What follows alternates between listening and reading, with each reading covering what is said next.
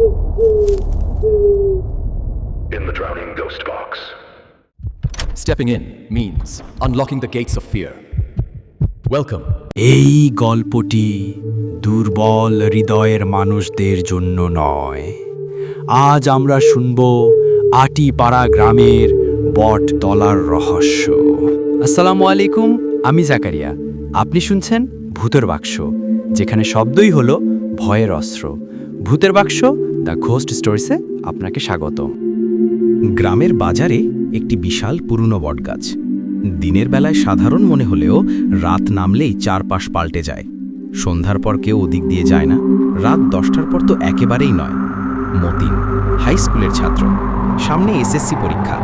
Coaching থেকে ফিরছিল 3 বন্ধুকে নিয়ে, সুজন, রমিজ আর পাপ্পু। বটতলার কাছে আসতেই সবার শরীর ভারী হয়ে গেল। হাত পা যেন জমে গেছে, শরীরের লোমও খাড়া হয়ে উঠল। হঠাৎ পিছন থেকে ভেসে এলো এক ভয়ানক পুরুষ কণ্ঠ। এত তাড়া কিসের? আমাকে রেখে চলে যাবি তোরা?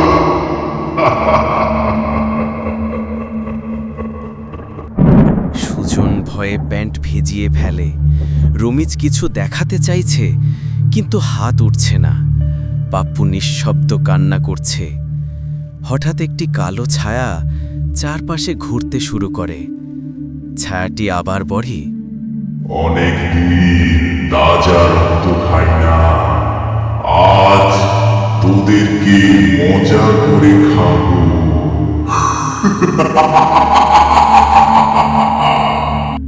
4 জনের চোখেই ভয়ের ছাপ।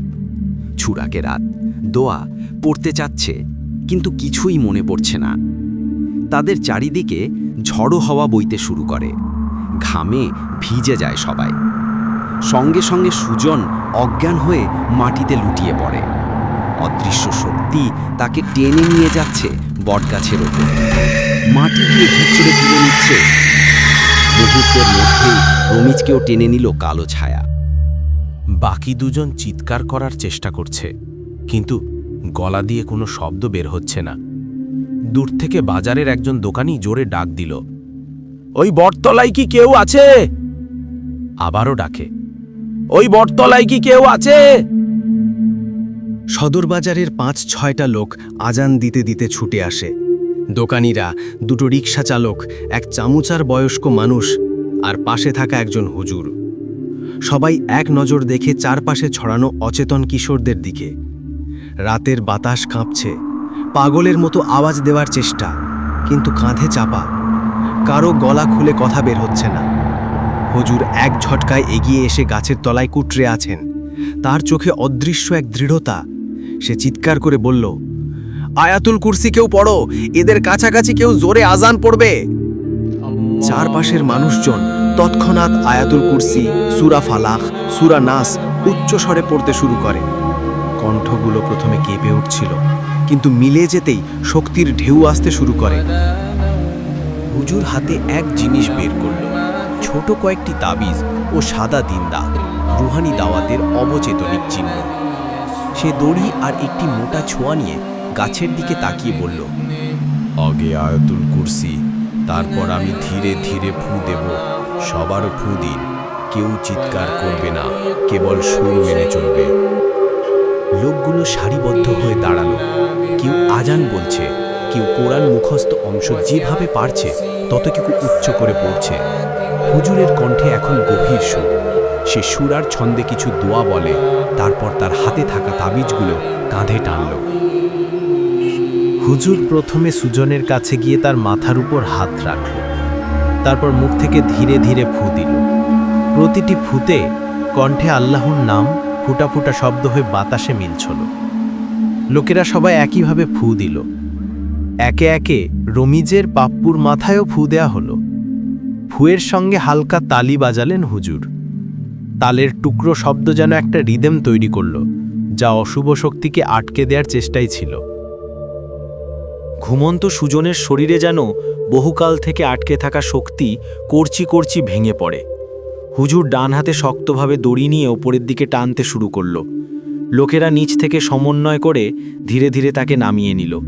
সুজন কাঁপতে কাঁপতে আগের অচেতন অবস্থার থেকে উঠে এলো। চোখে অস্বাভাবিক আঁচড়ের চিহ্ন, মুখে যেন রক্তের ছোপ। রাস্তার আলোতে দেখা গেল সুজনের গায়ে অদ্ভুত নীলচে দাগ এবং ঘাড়ে পিঠে ফোটা ওঠা ক্ষত। লোকজনের মধ্যে আনন্দের স্রোত প্রবাহিত হলো, কিন্তু হুজুর চিন্তিত। সে বলল, এই এক রাতের কাজ নয়, এটা নিয়ম করে 7 দিন, প্রতিদিন ফুঁ, আয়াত এবং বিশেষ আমল দরকার।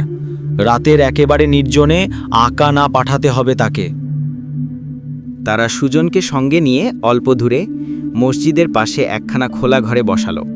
হুজুর নির্দেশ দিল, প্রতিদিন সে যেন একা ঘোরাফেরা না করে, রাতেই সার্বিক তদারকি লাগবে।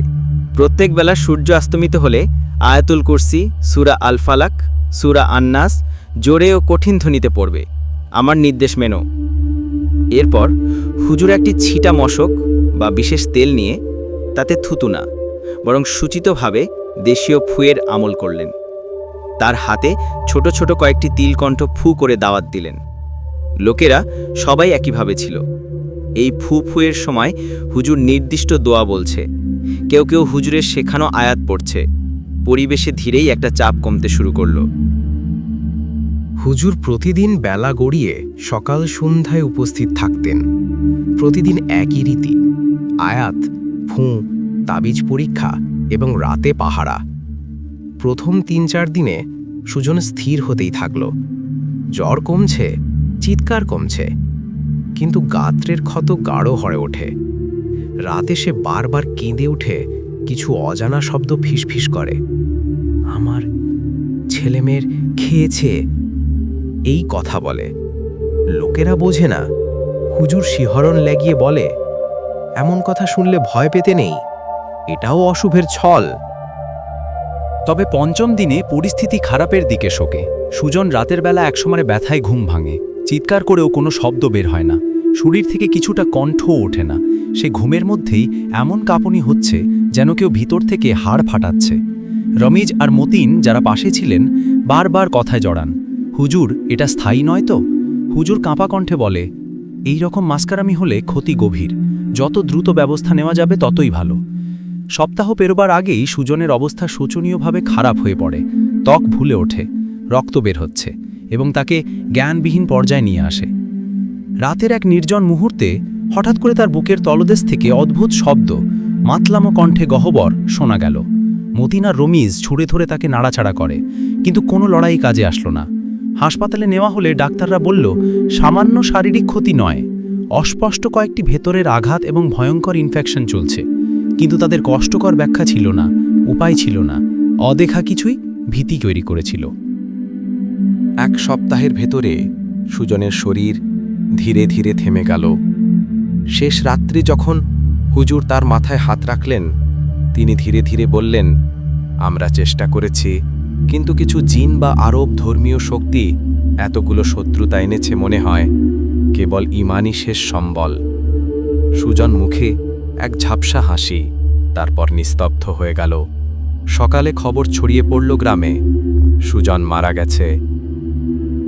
গ্রামে শোকের ঢেউ এবং ভয়ের ছায়া সব বাড়ি ঘিরে ধরল।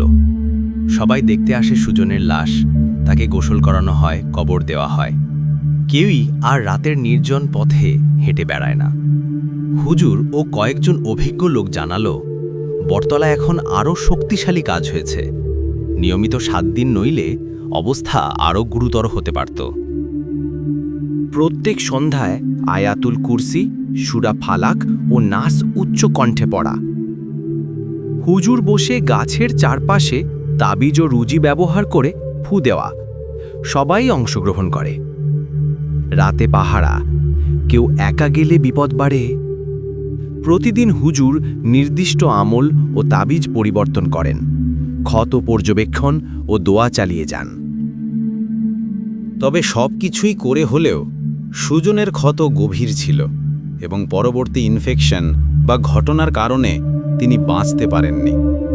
গ্রামের মানুষজন এই ঘটনাকে জীবনের সর্বাধিক শঙ্কাজনক ঘটনা হিসেবে মনে রাখল এবং সেই বটতলা রাত নামলেই যেন আরও অশান্ত দৃষ্টিতে চাওয়া চাওয়ায় ভরে ওঠে।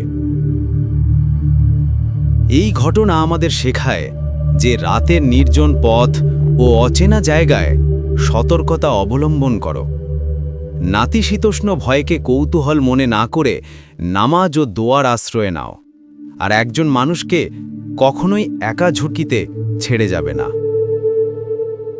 বন্ধুরা, আল্লাহর কাছে সবসময় আশ্রয় চাইতে হবে, কারণ অদৃশ্য জগতের শক্তি মানুষের সাধ্যের বাইরে।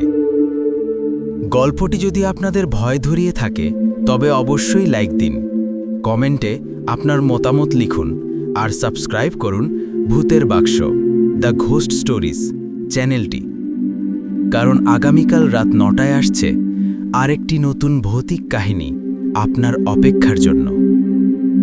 তাহলে আজকের মতো বিদায় নিচ্ছি, দেখা হবে আগামীকাল। আল্লাহ হাফেজ।